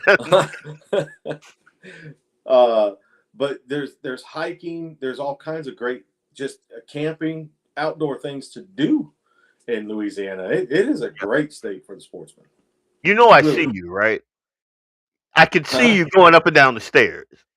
I'm talking to the 8-year-old. He's like sneaking up and down the stairs, and I'm like, dude, I can see you. What are you doing? Anyway, here, let me see. Great show. Dougie has been under the weather, but oh man. Well, that sucks. Lynette, you need to get that boy back in good health. Come on now. Whip him up some, I don't know. What are those things your grandma used to hang around your neck? I mean, if you're a Southern boy, you know this. Probably not in up here, but those sacks. I'll think of the name in a minute. They smelled my grandma used to always do the Vicks things, but my great-grandmother used to keep a bottle of Southern Comfort with peppermint, lemon, and honey in it. Yep. And that was her go-to for healing us kids up when we got sick. Now, I'd like to say it worked, but I don't know if it worked or we just forgot we were sick. Yeah, you don't remember. So Lynette, go out there and get that boy some NyQuil, some no, That's pretty much what it was. Homemade NyQuil, Southern Comfort, peppermint, honey, and lemon. Yeah. It was a cure-all. In the ghetto, it was called Tussin. You know, that was the cure-all for everything because it used to have crack in that stuff, man. It used to, that's what I've been told. You know, so he's over medicated right now. Doug is a good dude, and anybody that knows, you know, anything about Guns of the 701 or, you know, Blackbeard Logic, you already know that. So, Doug, get better, man. We need your quick wit and all that, you know, on the airwaves here. So I'm with Grandma, and Grandma, she and I would get along. Yeah, 100%. What? God, I'm trying to think of the name of that bag. It's got a weird southern name too. I can't remember it. But well, if people are familiar with Southern Comfort, it is a sweet whiskey because I see people asking about it. It is a sweet whiskey, and this is honest truth. This is what my great grandmother and my granny, my grandmother used to keep around the house up on top of the cabinets. Yep. It was a bottle of Southern Comfort, and they kept put a bunch of peppermint sticks in it, and it would dissolve. And they put honey and lemon, and I'm pretty sure there was something else in there, but I can't exactly remember. But that was their go-to for giving us just a little, basically a shot of it when we got sick. And man, we were little kids. That we might have been getting twisted up and falling asleep and waking up feeling like, oh, okay, we're that's good. the thing. That's the thing. It knocked you out, man. Make you sleep. I mean, these are the same country folks that would put whiskey on our pacifier when we were teething. I told my mom I blamed her for my teenage alcoholic years because you got me acclimated to it when I was a baby. I remember when we had a colicky kid, and I told my wife that. She looked at me, and I didn't bring it up again. I was like, all right. She's got a point. You know, she's the smart one. You know, I'm, you know, me. Again, a lot of times I look at her, and I'm like, I have to question, you know, whether or not you have your faculties. Because, again, you're with me for like 25 years. I don't get it, you know. But anyway, I'm going to need Granny's recipe for Pixar. Aspidity bags. That's it. David, how did David know that? That's it right there. The aspidity bag. Hang that thing around. There was some voodoo. There's a little bit of voodoo, some herbs, some just all kinds of stuff wrapped up in that thing. That was a Louisiana special right there. That was you are 100% David. That's what it was. And I bet if I called my dad in here, he'd tell me exactly what was in that thing, but I don't want to get him riled up. He's got that cane. He likes to hit people. So I'm kidding.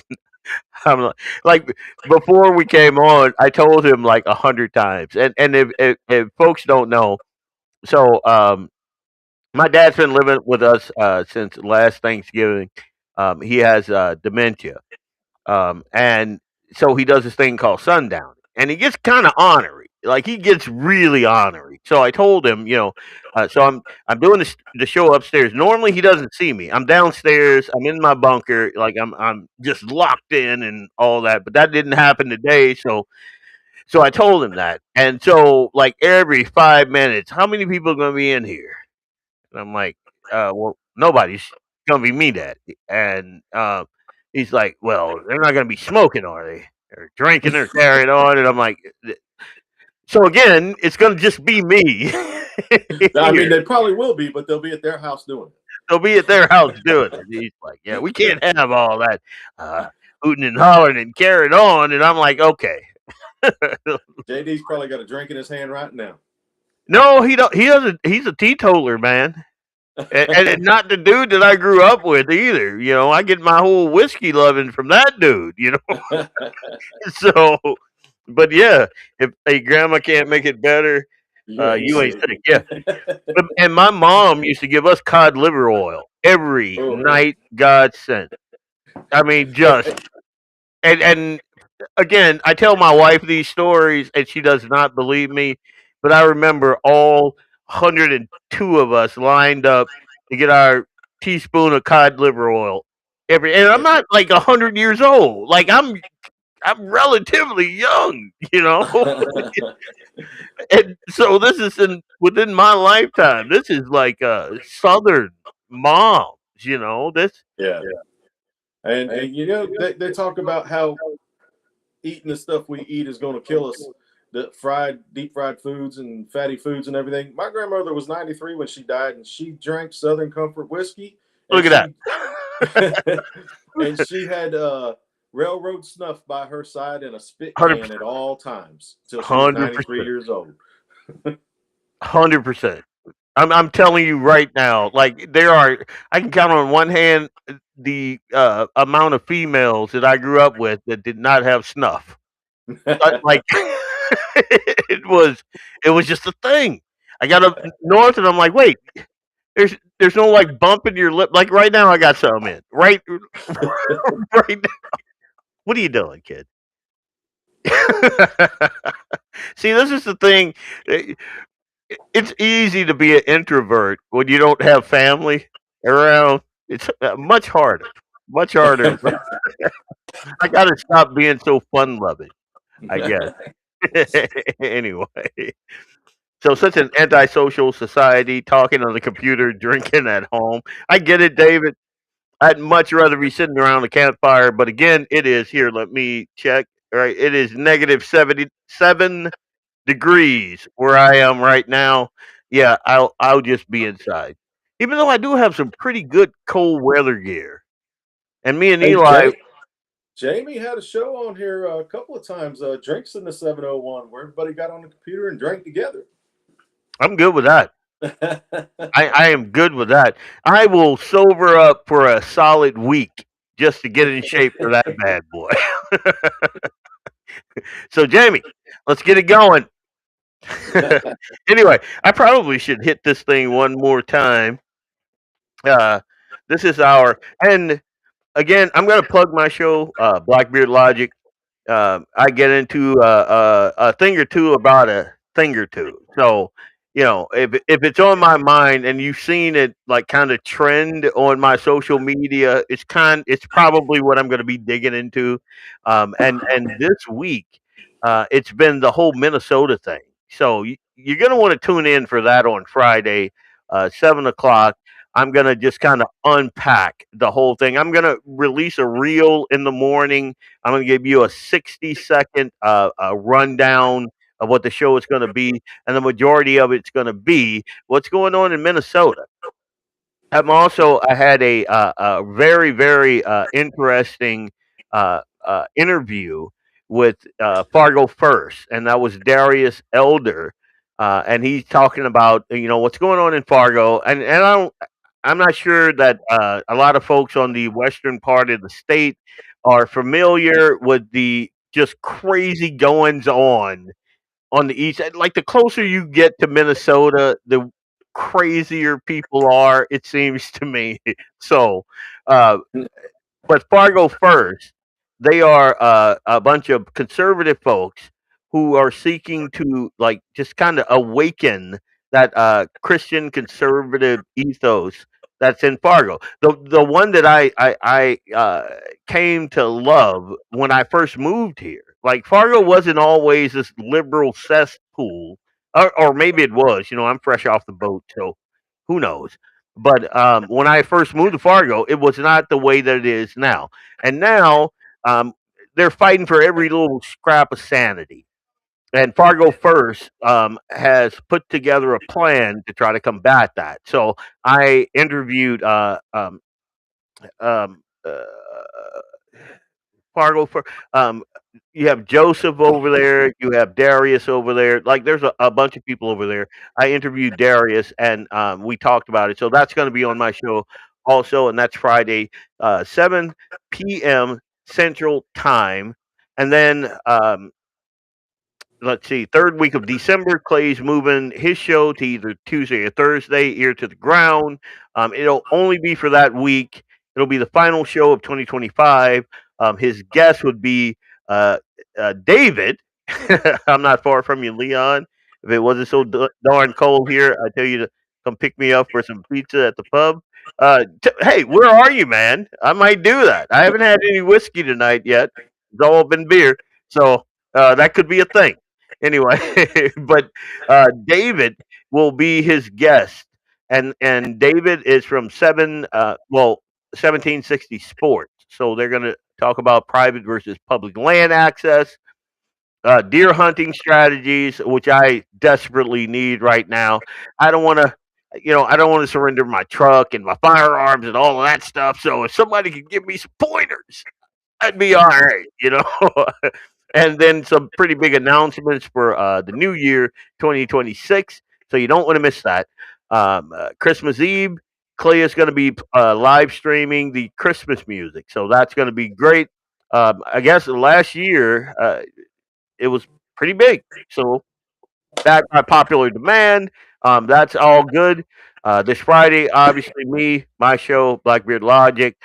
Sunday, you got Vance Bishop with his Sportsman devotional Sunday Sportsman, and I seriously I listen to it every Sunday, and I try to leave a comment just so you know, hey, dude, I got the message, I got it. I appreciate that. But down here in the South, we call it the Sunday Sportsman, not Sunday. It's the Sunday Sportsman. Sunday, yeah. I'm losing my Southern. What the? I'm out. I'm done. No. Not to give away my secret now, but bigger gun is always the answer. All right. All right. It's like when you're working on something, get a bigger hammer. Yeah, 100%. And then Jamie, he'll be here on the 10th with episode 38 of 701 Nation. Let me get this. I'm gonna snap into this Slim Jim here. Snap it. Yeah, boy. Jamie on the 10th. I'm done. I'm sorry. Go ahead, Vance. You got it. Steer this thing, man. Yeah, Jamie texted us and said he enjoyed the Southern culture and stuff. Jamie, come on down, man. We'll take you hog hunting. We'll take you out here speck fishing. We'll show you the South, man. I know he's been down too. I know not too long ago. I think he went to Florida and did some hunting. But you're always welcome, man. I tell you what, my wife told me that Jamie is the most northern boy she'd ever met. And I said, you know what? I think you're right. I think he's fit in. I think he's fit right in. Like he's got that wild side, man. Well, I took all them guys down there, and all of them were born and raised Dakota boys, and they fit in with all my Southern buddies just perfect. And they all stay in touch to this day. That was over 10 years ago, and they stay in touch to this day and are good close friends. In fact, Buck, another Alabama boy from the Racks Adventure team, his family goes up there and hunts every year. Yeah. I could see taking Jamie down south and them going, wow, those guys in North Dakota. Wow.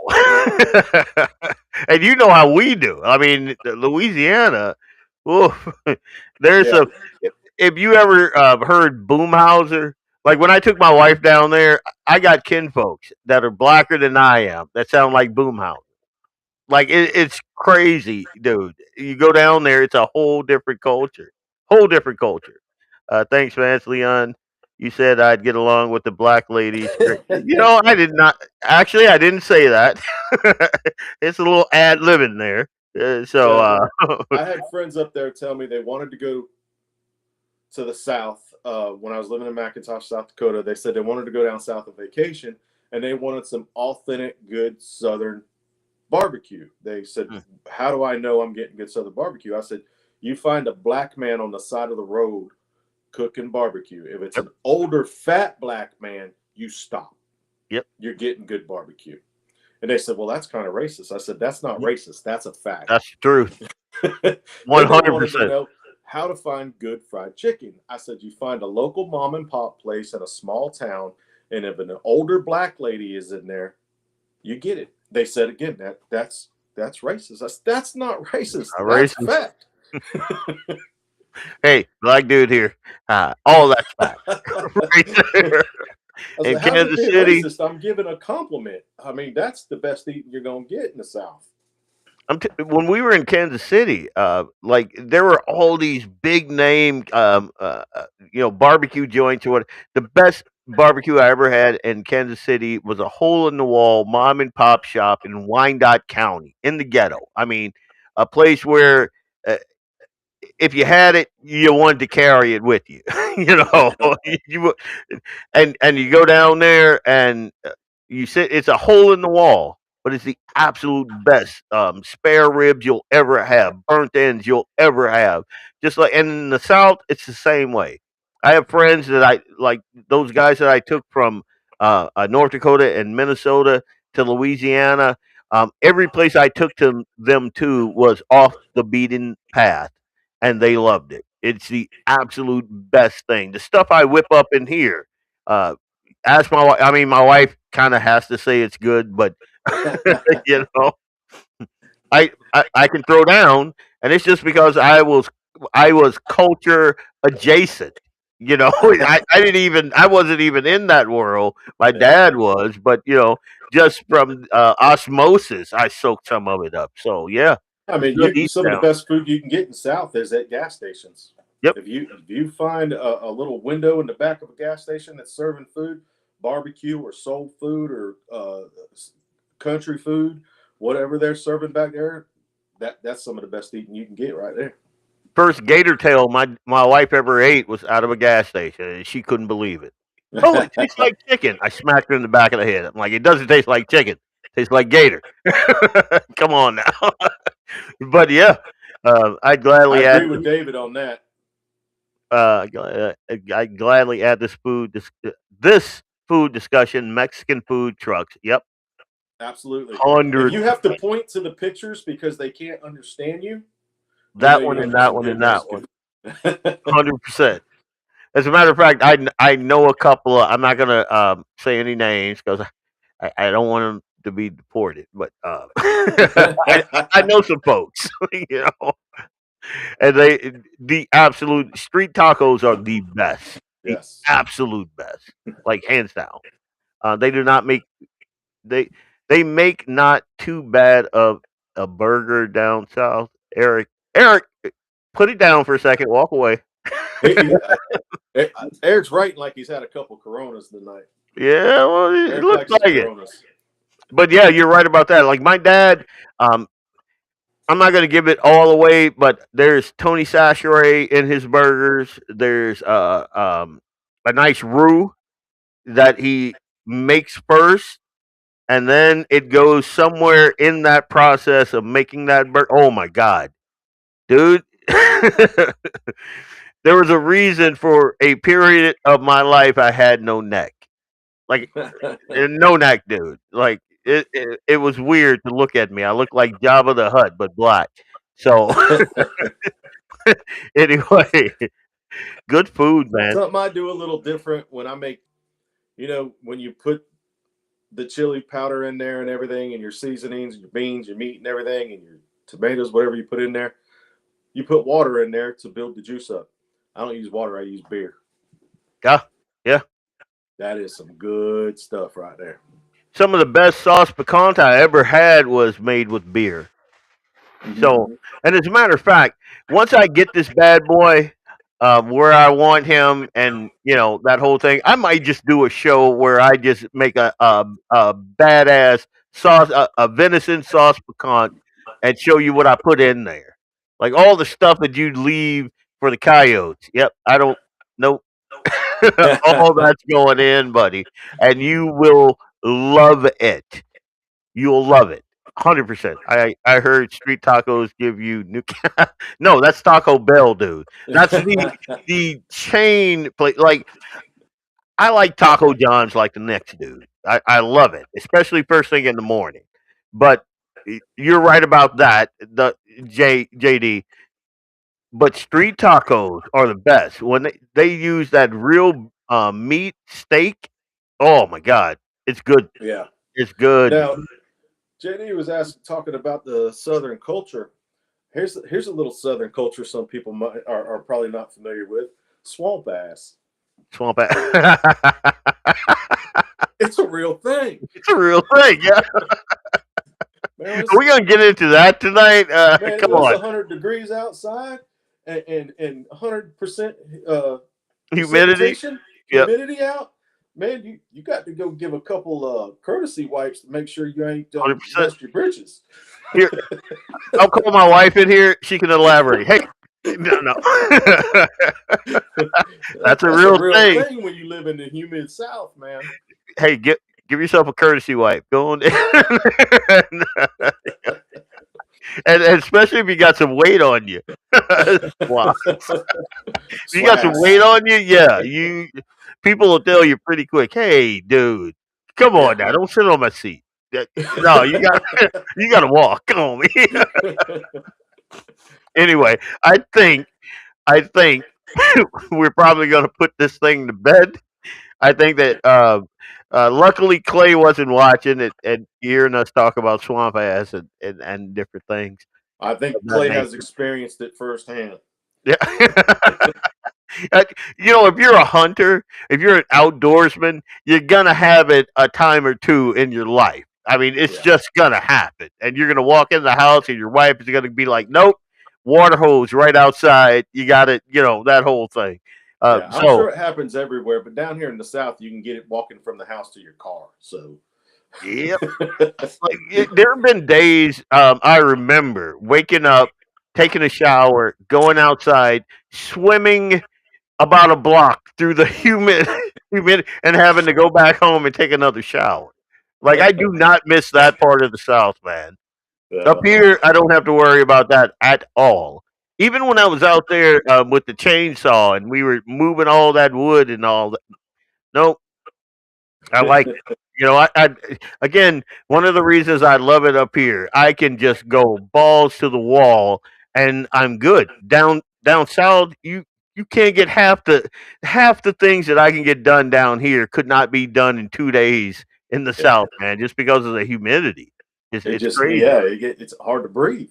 Yeah, it's hard to breathe. Exactly. Like your shirt just soaks up from the outside, the ambient moisture gets into your clothes, and you're just like, wait, what? It's, but I do miss it. My dad absolutely misses it, and here with probably next year, we're probably going to make a trip down there. But I am what I am going to do. What I am going to promise you guys is I am going to sometime in the next couple months make a venison sauce pecan, and then I'm going to just like live stream the whole thing. So and it's good. Like folks. Again, my wife is a good cook now, and she'll tell you this too. But before she met me, like nobody made a homemade roux. Like when I asked her, is she gonna make a homemade roux? She didn't even know what I was talking about. And that's no skin off her. That's just the culture up here versus down there. And then I get in the kitchen. No problem. Put an apron on. My son is right there with me because I want him to be able to cook. I want him to be able to be, self sufficient and all that. So he knows how to sew buttons and darn socks and put zippers on, and like he knows all this stuff because I'm teaching him that stuff. But you get a guy, especially a guy that uh, isn't overweight or whatever, and he knows how to cook. Hang on to him, ladies. I mean, I'm already taken, so even though that's probably not a thing anyway. But yeah, I think I'm gonna live stream that thing, and it's gonna be a good one. Sounds good. Yeah. So we're gonna probably sign off. I'm gonna go get me something to eat. Probably, I don't know. I'll probably call Jamie and see what he's got going on this weekend. I might even make a trip up to Bismarck. Uh, no, I don't want to get sick. Good God, Doug, you got to get better, like now, like right now. Let's do this, Lynette. Get that man, get that man well, so I can come up there and hang out a little bit. I'll send Granny's recipe.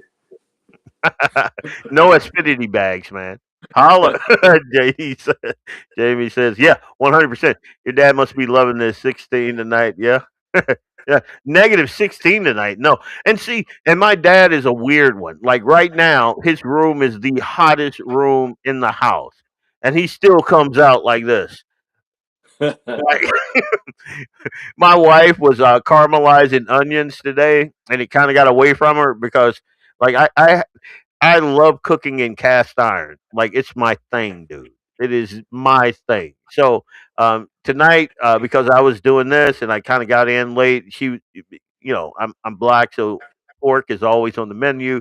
So she's doing that whole thing. She was caramelizing onions, and so it kind of got away from her. And so we had a couple of the ceiling fans going. His room is like 90 degrees, and he's coming out like he's freezing. And I'm like, what are you doing? I mean, come on, dude. But yeah, anyway, the 16. He has no idea. If he knew it was -16, he'd beat me and make me take him back to Louisiana. There's like no way, like right now. And I'm shocked again that he hasn't been out here. He must be sleeping. I'm, that's the only thing I can think of. And I haven't heard him sing. What's the favorite song of my dad, because he's a chef, is uh what is it? Uh ah Down the Bayou. I can't remember. It's a Hank Williams song. I got Joe, we roll PO down the The bayou. bayou. For the We night we gotta gonna go see Mama set a meal. God, I can't. on the bayou. Jambalaya, crawfish fry, filet gumbo. For tonight, we're gonna go and see Mama set a meal. Yeah, Yep. that's it. That's it Mhm. right there. Oh, Hank. And if you guys know me, my dog, Eli's dog, his name is Bo for Bo Cephas. So that's how we roll. Anyway, there we go. What are you doing with my cup? Go put my cup back. No, bring me that. Say hi. You got to come over here, buddy. All the way over. There Hello. you go. Good night, guys. This has been Guns in the 701. A little unorthodox, a little southern thrown in there. I mean, I like it. I enjoy it. And we're gonna try. I kind of floated this by Clay. You can go now. You're ruining my shot, kid. Get out of here. I floated this by Clay. Uh, kind of doing like a round table of all of us guys on a monthly basis, or maybe a bi-monthly. I don't know. I just kind of taking the leading topics during that time period and kind of breaking them down, marinating them a little bit like a good gumbo or a roux or something like that. See what I did there? And and just kind of talking about it, hashing it out, with obvious listener and viewer input thrown in there. I think it'll be pretty fun. Thinking of it, that's Bo rattling his chains. He wants to get out of here. But yeah, I think that'll be fun. So Yeah. keep your ears to the ground. We got some big things coming up in 2026. Should be fun. Should be a fun time. We're gonna push out content. We hope you guys are gonna like it. I am Blackbeard, Blackbeard Logic, Leon Francis. If you know me, I don't know if that's a good thing. You probably have you're probably on a watch list or something. I don't know. Anyway, Vance, you want to add anything? Nope. Just Sunday Sportsman, 8 o'clock at 8 a.m. Central Time. Join us for getting in the Word of God and talking about some hunting and fishing. Good deal. God bless you guys. God bless. Thanks for joining us.